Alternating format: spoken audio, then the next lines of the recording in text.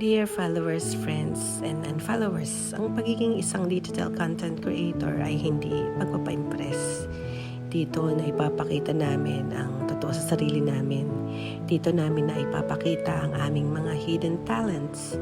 Yung kakaibang galing ba na aming napagtanto na kami ay multi-talented pala. Ika nga sa kanta ay, come what may sahod man o wala, ay masaya na din kami kasi dito kami nag-enjoy. Kaya sa mga followers, friends, and unfollowers, kapag naman dumaan sa wall ninyo ang mga content namin, pusuan man lang or mag-comment kung nagagandahan sa mga content namin.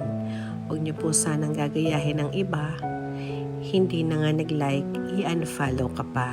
Saklap yun, di ba ga mga Lodi? Nagmamahal ang inyong kabayan, ang digital creator at ang babaeng driver.